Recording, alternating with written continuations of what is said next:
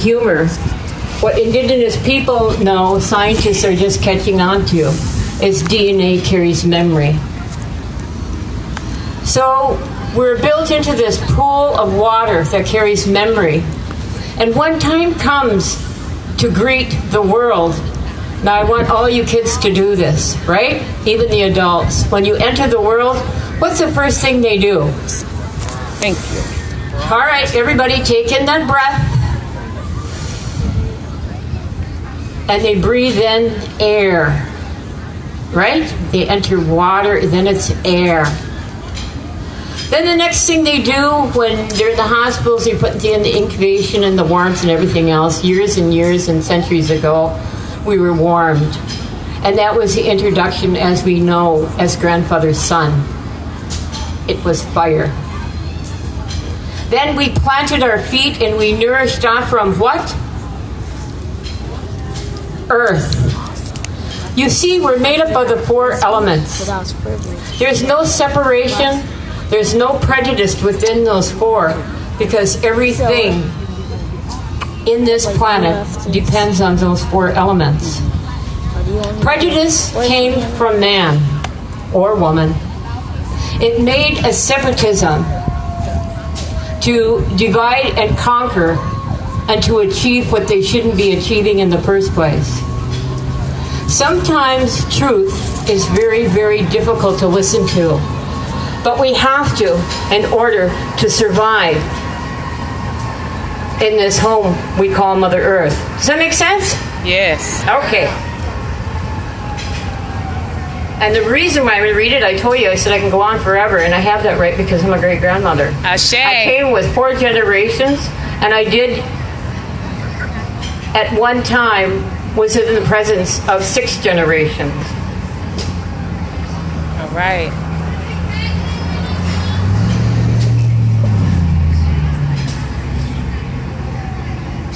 So unfortunately, I'm going to just wait for my computer to come up, and I'm taking a gaze at all these beautiful people.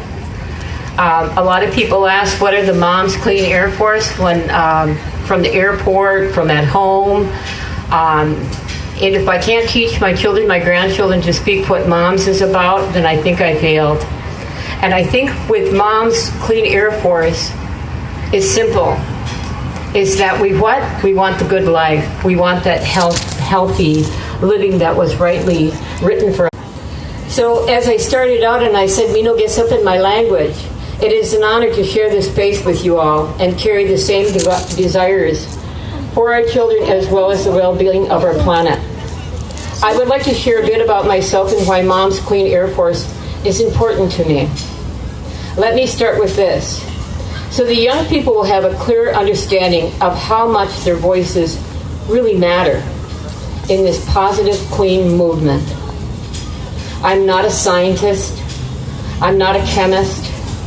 Nor do I carry a science degree from any college. I bring this to your attention as the majority of my people do have clear understanding of what is being done to this planet. My homelands consists of over 11,000 lakes and rivers. Our watersheds are being affected by big corporations that depend on the federal legal status of how much they can stir up from Mother Earth. When she is disturbed with brutal force, the repercussions that follow most often will be devastating. I live by the Prairie Island nuclear plant, less than 50 miles from my home, and another energy plant less than 10 miles. Further north towards my reservation homelands in Minnesota, we had mining companies that somehow forgot to close the mines to the likes of the federal rules, as well as oil companies drilling through our lands. I bring this up as there is very little said about what happens on or near reservations, as the state and federal government believe we are a government within ourselves, so we should take care of our own business. Yet they forget to ask or get permission when coming onto our lands to drill, mine. If it does come up, it's usually after the math. I am of an age that remembers being in an organic people and being able to drink water from our rivers and our lakes without fear of getting ill. Now the forest is ill, and the animals are telling us by coming into our backyards to eat as their foods are being contaminated. So what happens when they enter people's yards? Well, most of us know what is being done to them, that their contaminated forests haven't already done. It is difficult to own a problem and make it all about you without thinking about the grander scale, as it does affect everyone, and the ones that make the money off from living in today's pleasures are the fools. I cannot give a script to any one of you, as my truth stands before me, my children, my grandchildren, and my great-granddaughter. You see, we believe in the 7 generations. I sing the songs of my mother, my grandmother, and my great-grandmother. I sing the songs of them to my daughter, to my granddaughter, and my great-granddaughter. You see, I am the 7th generation because I carry the balance of knowledge to make sure that our seeds are not forgotten. Does that make sense? Ashe. If we forget their stories of caretaking Mother Earth, we too will be part of the negative, and our ancestors will vanish. And if our ancestors' knowledge vanish, what do you think happens to us? The chaos will repeat itself if we do not unveil the hidden truth of what is happening today. Being indigenous, the first persons of this land, we still have a veil, a heavy veil over our truth. Yes, we can carry some anger, some hurt, and some pain. But within times past, we've learned to take that energy and switch it over to be of the oneness that we were rightly given. And having said that, and you talk to these and you see these young people, I cannot go in, and it's not really that important to me if Capitol Hill really understands what I'm saying, because they're not really doing what I want them to do. What's important is these young people understand.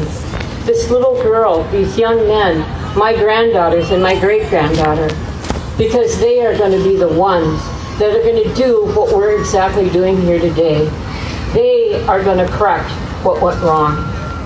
All we can be is the ones that hold the doors open to them and let the truth be told, and they will be the ones that will lift the veils of truth. Does that make sense? Ashe. So what I want to say to you all, welcome. Being First Nations person, it's an honor, and I want to thank moms for even inviting me, and it's an honor to be a part of this. So I'm excited myself too to hear the rest of the speakers and to do what we're here to do today, is to help people up on the hill hear our voices. Chimigwit, thank you.